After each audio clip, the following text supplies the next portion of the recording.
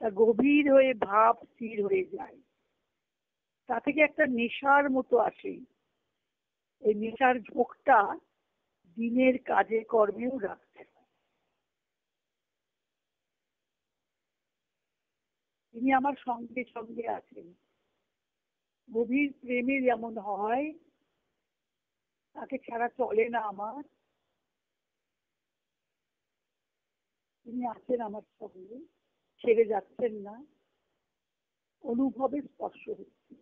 সখী কিছু সে অনুভব নয়, সই প্রীতি অনুরাগ বাখা দিতে তিলে তিলে নূতন হয়। তুমি আমার কি অনুভবের কথা জিজ্ঞেস করছে রাধারানী? সখীকে বলছেন সই প্রীতি, প্রেমের কথা বলতে গেলে অনুরাগ ও বাখা নিতে, অনুরাগকে যদি ব্যাখ্যা করতে যাই, তিলে তিলে নূতন হবে। তিলে তিলে প্রতিদিন সেটা নতুন হয়ে যাচ্ছে। ভালোবাসার স্বভাবই এই, গভীর হয়ে তা থেকে একটা নেশার মতো জাগে। এই নেশার ঝোঁকটা দিনের কাজে কর্মেও রাখতে হয়। তিনি যেন সবসময় আমায় ছুঁয়ে আছেন। মাঝে মাঝে গা যেন চঞ্চল করে উঠছে সেই ছোঁয়ায়। এমনিতর একটা ঔৎসুক্যের ভাব। অনির্বাণী যেন বলছেন, তিনি যেন অনুভব করছেন, সেটা বাণী হয়ে বেরোচ্ছে। ভাষার সঙ্গে আমাদের কেন ভাষাটা পড়ছি, কেন তার ভাষার মধ্যে যে ভাবটা, সেটা আমার মধ্যে প্রবেশ করছে, একটা তরঙ্গ তুলছে, তার সঙ্গে আমার স্পর্শ হচ্ছে। বাক তো বাহন, ভাষা তো মনের ভাবের বাহন। বাক হলো একটা চরম শক্তি বাকের। ওই জন্য তো সরস্বতী বাক দেবী না। তাই বেদের দেবী সূক্তের ঋষি হলেন বাক নাম্নী ঋষি, অম্ভিনী ঋষির কন্যা বাক। তিনি দেবী সূক্ত রচনা করে বলেছেন, নিজের সঙ্গে পরমাত্মার অভিন্নতা বোধ করে এই সূক্তটি চণ্ডী পাঠের সময় দেবী সূক্তটি পাঠ করতে হয়। শেষে চণ্ডী ঋগ্বেদের মধ্যে আছে। বাকের কথায় মনে হলো, ঋষি কন্যার নাম বাক, অম্বৃণী ঋষির কন্যা।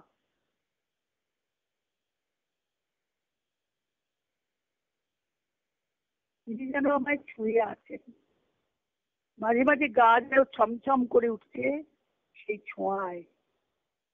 এমনিতর একটা ঔৎসুক্যের ভাব। সারা দিনের কাজকর্মের ভিতরে যতই কাজকর্ম করি না কেন, খাই, কাজ করি, চাকরি করি, বেড়াই, সবসময় একটা এই ঔৎসুক্যটুকু জাগিয়ে রাখতে পারলে তখন আসনে বসে তার চিন্তা করতে গিয়ে মন আপনি ডুবে যায়। তাই আপনার সাথে গান আছে না, আমি সুধা খাইনি, আমি সুধা খাই পান করি জয় কালী বলে। আমাকে মদ মাতালে মাতাল বলে, মন মাতালে মাতাল করে। আমি সুধা পান করি নে মাগো, সুধা পান করি জয় কালী বলে। কালী নামের সুধা পান করে পাগল হয়ে যাচ্ছেন, মাতাল হয়ে যাচ্ছেন। আমি মদ খাই না, মদ খেয়ে মাতাল যেমন ঘোরের মধ্যে থাকে, তাই কালী নামের মদ সুধাতে সুধাতে মন প্রাণ বিভোর হয়ে আছে, নেশার দুধ হয়ে আছে। তখন আসনে বসে আর মন চঞ্চল হয় না, মন তখন আপনি ডুবে যাবে। ঘরের বউ সংসারের উদাহরণটা কি সুন্দর দিয়েছে। ঘরের বউ সংসারের সব কাজকর্মের মাঝেও ভিতরে ভিতরে উদ্গ্রীব হয়ে থাকে, কখন কাজ শেষ হবে, সব পাঠ চুকিয়ে স্বামীর কাছে যাবে। সব কাজকর্মের মধ্যেই একটা আনন্দের রেশ চলছে, আনন্দের একটা সুতো চলছে, যেন একটা তরঙ্গ চলছে, ঢেউ চলছে। সেটা তাকে শান্ত করে রেখেছে, ডুবিয়ে দিচ্ছে না। কি ধারণাটা, কি ভাবটা, না কখন তার স্বামীর সঙ্গে দেখা হবে সারাদিনের পরে, কখন কাজ শেষ হবে, সব পাঠ চুকিয়ে দিয়ে স্বামীর কাছে যাবে।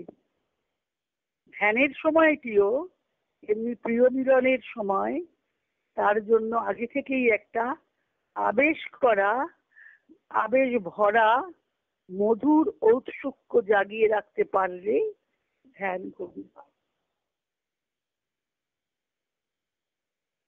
ধ্যানটা কি করে বলেছেন ধ্যানের সংজ্ঞা?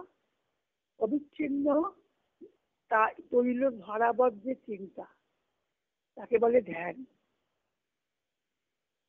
তেলের ধারা, তেল আমি একটা পাত্র থেকে আর একটা পাত্রে ঢালছি, তখন তেল যে ধারাটা নিয়ে পড়ছে, তেলের ধারার মধ্যে কোনো ছেদ আসে না, অচ্ছিন্ন গতিতে, নিরবচ্ছন্ন গতিতে চলছে তাহলে তেলের ধারাটা।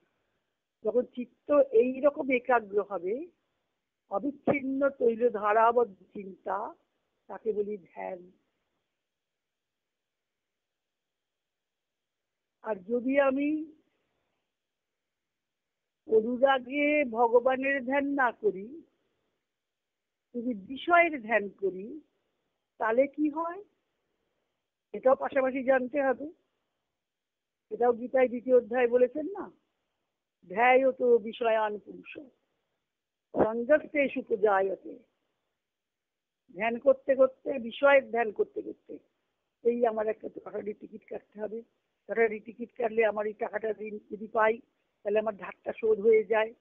এই ধ্যানের মধ্যে দিয়ে বিষয়কে ধ্যান করছি, ভগবানের ধ্যান করছি না, ইষ্টের ধ্যান করছি না। আমাকে দুটোই তো জানতে হবে। ধ্যায় তো বিষয়ান পুরুষ। শ্রীকৃষ্ণ তো মনস্তত্ত্বের একদম কি বলবো মাস্টার ছিলেন, অথরিটি ছিলেন। মানুষের মনের খুঁটিনাটি গুলো পর্যন্ত বিশ্লেষণ করে দেখিয়েছেন। স্থিতপ্রজ্ঞের লক্ষণ বলছেন, চরম আধ্যাত্মিক ব্রাহ্মী স্থিতির লক্ষণ বলছেন, কিন্তু সেটা বাস্তব জীবনে বৈষয়িক মানুষ কিভাবে চলে, তার মনের গতি আমাদের পার্থিব জীবনে সেটা দেখিয়েছেন। ধ্যায়ত বিষয়ান পুরুষ সঙ্গস্তেষু উপজায়তে। ধ্যান করতে করতে, বিষয়ের ধ্যান করতে করতে আসক্তি জন্মায়, সঙ্গ। বিষয়টা নেই সামনে, ধ্যানের দ্বারা চলে আসছে সামনে, তখন তার আসক্তি জন্মাচ্ছে।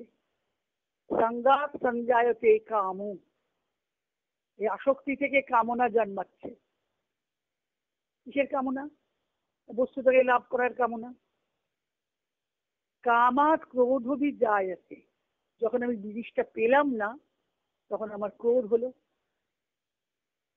বাচ্চাদের যেমন মার কাছে যাবে বলে মার কাছে খাবার চাইছে, কি একটু বড় হলে খেলনা চাইছে, টাকা চাইছে, মা দিচ্ছে না, তাদের স্বভাব খারাপ হয়ে যাবে, তখন তার রাগ হয়ে গেল।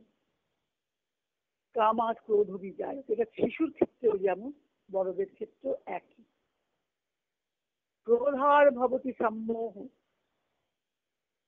সম্মোহাত স্মৃতিবিভ্রম। ক্রোধ থেকে কি আসে? মোহ আসে। কি আমার এটা হলো না, এটা আমাকে পেতেই হবে, যেন তেন প্রকারে না আমাকে এটা জোগাড় করতেই হবে। যেমন ছেলেরা ড্রাগ যখন অ্যাডিকশন হয়, ড্রাগের জন্য পয়সা নেয়ার জন্য চুরি করছে, কিনা করছে, ধার করছে। এখন তো এটা খুব প্রচলিত হয়ে গেছে সমাজে। আমাদের একটা ভালো ছাত্রী, মনে পড়ে যাচ্ছে তার মুখটা, সে এমন তার অ্যাডিকশন হলো, বাবার সঙ্গে তার রাগারাগি, সে রাত্রি 10টায় বেরিয়ে যাবেই, বেরিয়ে যাবেই কিসের জন্যে? ওই ড্রাগ নেবে বলে। কল্যাণী ঘোষ করার মেয়ে। এই যে আসক্তি জন্মালো, আসক্তি থেকে পাচ্ছে না, তখন রাগ হলো, মা বাবা টাকা দিত না, রেগে বাড়ি থেকে বেরিয়ে যেত, গিয়ে সেই সঙ্গীতে যেত যেখানে যারা ড্রাগের দিচ্ছে। শেষকালটায় কি হলো, খুব ভালো স্টুডেন্ট ছিল, মেরিটোরিয়াস স্টুডেন্ট, আমারই স্কুলে, আত্মহত্যা করলো একদিন রাত্রিবেলায়। ড্রাগের পয়সা পাচ্ছে না, সবাই মা দিচ্ছে না, অনেক ধার হয়ে গেছে, সুইসাইড করলো রাত্রিবেলায়। সম্মোহ হলো, সম্মোহা স্মৃতি বিভ্রম, স্মৃতির ভ্রান্ত স্মৃতি হয়ে গেল, স্মৃতিভ্রংসাদ বুদ্ধি নাশ। বুদ্ধি নাশাৎ প্রণশ্যতি। এটা কাউকে বলতে পারলো না যে আমার কি কষ্ট হচ্ছে। সেই তোমাদের স্যারের কাছে পড়তো, ওরা ছাড়িয়ে চলে গেল, ওরা আমি এখানে আর পড়বো না। যখন রেজাল্ট বেরোলো হায়ার সেকেন্ডারি, হাই ফার্স্ট ডিভিশনে পাস করেছে, কাউকে বলতেও পারলো না। স্মৃতিবিভ্রম হলো, স্মৃতিভ্রংসাৎ বুদ্ধি নাশ, বুদ্ধি নাশাৎ প্রণশ্যতি। এখন তো এটা আজকাল চলছে এই অ্যাডোলেসেন্ট স্টেজটাতে, ইয়াংদের মধ্যে বুদ্ধি নাশ হচ্ছে। পরীক্ষার ভালো রেজাল্ট করতে হবে, ভালো চাকরি করতে হবে, মা বাবা চাপ দিচ্ছে, এমবিএ করছে, ভালো পরীক্ষার রেজাল্ট হচ্ছে না, মানে ভালো চাকরি হবে না, টাকা রোজগার হবে না, বুদ্ধি নাশ হয়ে যাচ্ছে। संगात् संजायते कामो, कामात् क्रोधो विजायते, क्रोधात् भवति सम्मोहो, सम्मोहात् स्मृतिविभ्रमः, स्मृतिभ्रंशात् बुद्धिनाशो, बुद्धिनाशात् प्रणश्यति। তখন তাহলে আমাদের কি করতে হবে?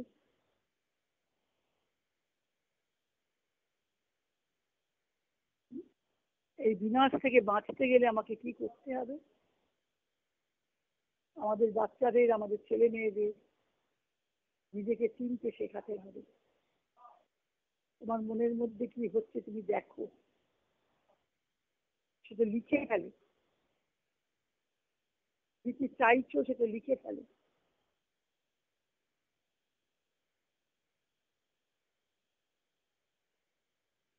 ভগবানের পথে চলতে গেলে ভগবান একটা বিধান, একটা তিনটে বাক্যে বলে দিলেন, যুক্ত আসিত মত করে, যুক্ত আসিত মত করে, বশেই যস্য ইন্দ্রিয়াণি তস্য প্রজ্ঞা প্রতিষ্ঠিত।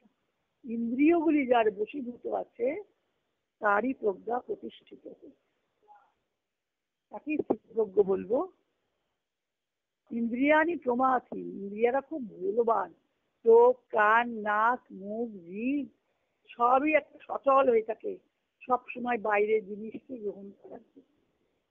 অন্তর্মুখী হই না আমরা।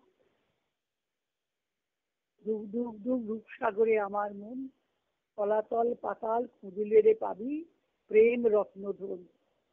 রামকৃষ্ণ গাইছেন, রবীন্দ্রনাথ গাইছেন, রূপসাগরে ডুব দিয়েছি অরূপ রতন আশা করি, ঘাটে ঘাটে ফিরব না আর, ভাসিয়ে আমার জীর্ণ তরি।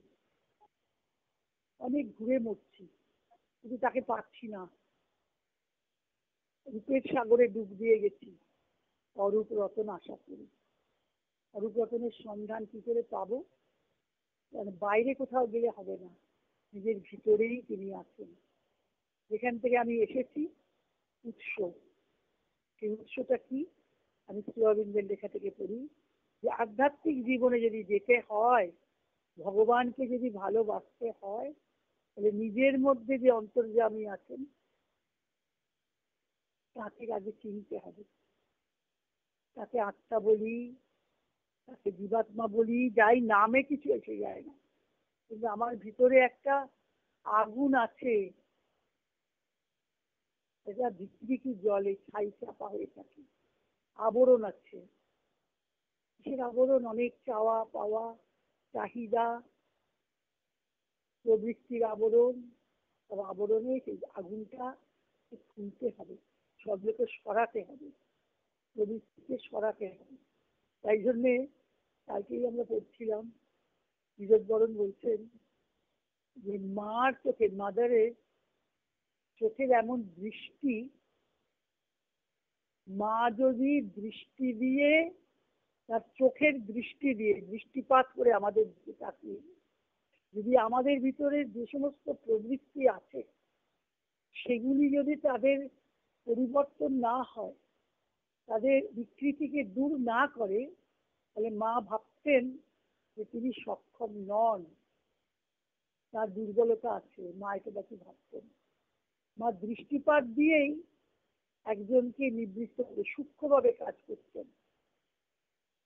যেমন উদাহরণ দিলেন নীরদ বরণ, বলছেন যে মা আমার টেনিস খেলাটা পছন্দ করতেন না। কিন্তু মা যখন টেনিস গ্রাউন্ডে যেতেন তখন আমি তার পেছন পেছন যেতাম, মায়ের সঙ্গে সঙ্গে ঘুর ঘুর করতাম। আবার টেনিস গ্রাউন্ড থেকে যখন প্লে গ্রাউন্ডে চলে আসতেন আমি মায়ের সঙ্গে সঙ্গে আসতাম। মা কিন্তু এমন দৃষ্টি দিতেন, দৃষ্টি দিয়ে বুঝিয়ে দিতেন মা এটা পছন্দ করছেন না। কিন্তু মুখের ওপর বলছেন না নীরজ তুমি খেলার মাঠে যাবে না, টেনিস খেলবে না, এরকম বলছেন না। নীরজ বরণ বলছেন, মা কিন্তু স্থূলভাবে আমাকে বারণ করছেন না। কিভাবে না, দৃষ্টিপাতে সূক্ষ্মভাবে বুঝিয়ে দিচ্ছেন যে তোমার টেনিস খেলাটা আমি পছন্দ করছি না, তোমার খেলতে হবে না, তোমাকে নিশ্চয়ই কোনো কারণ আছে। তাই তিনি আর টেনিস খেলাটা বন্ধ করে দিলেন। আবার প্রত্যক্ষভাবে কিরম ভাবে বলছেন, নীরজ বড় একটা বই লিখেছেন শ্রী অরবিন্দের সঙ্গে 12 বছর, 12 ইয়ার্স উইথ শ্রী অরবিন্দ, বিখ্যাত বই। যখন শ্রী অরবিন্দ পড়ে গিয়েছিলেন, হাঁটুর যখন চোট পেয়েছিলেন, তখন 12 বছর 38 সাল থেকে 50 সাল অব্দি কয়েকজন সেবক তার অন্তরঙ্গভাবে সেবা করেছিল। সেই বই থেকে সেই ঘটনা নেই। তখন মাকে সেই বইটা পড়ে শোনাচ্ছে নীরজ বরণ। তখন মা কি বললেন, সব রিপোর্ট সত্যি, ঠিক ঠিকই লেখা হয়েছে, ঠিক ঠিকই লেখা হয়েছে, সব রিপোর্ট সত্যি। মা একটা সার্টিফিকেট দিয়ে দিলেন বুকের ব্যাপারে। এটা প্রত্যক্ষভাবে হলো। আর সূক্ষ্মভাবে মা কাজ করেন। কারুর মধ্যে যদি কোনো একটা মা দোষ দেখেন, দোষ দেখেন মানে কোনো একটা ত্রুটি দেখেন, সেটা কিভাবে সারাতেন হতো, সারান। মনিরা তার ডায়েরিতে বলেছিলেন, একদিন লিখছেন, সেটা পাঠ করেছিলেন একটা সভাতে। বলছেন আমার ভীষণ লেবু খাওয়ার স্বভাব ছিল। ডাইনিং হলে আমার 3টে লেবু লাগতো। খুব লেবুর উপর আমার আসক্তি ছিল। কোনো কিছুর উপর আসক্তি মা সহ্য করতেন না। তাই তখন দুমন ভাই তো খাবার দিতেন, অনেক আগের কথা বলছি। তখন দেখছেন যে তার লেবু তার ভাগে পড়ছে না, লেবু আসছে না। তখন বলছেন যে কেন লেবু আসছে না, আমাকে লেবু দেবেন না, দেবে না? বলছে না, আপনার লেবু নেই। মা বারণ করেছেন বলছে না, বলছে না আপনার লেবু নেই। 3টে লেবু, আস্তে আস্তে আমার লেবু খাওয়ার অভ্যাসই চলে গেল, না পেতে পেতে। মানে লেবু ছাড়া চলতোই না, আসক্তি হয়ে গেছিল।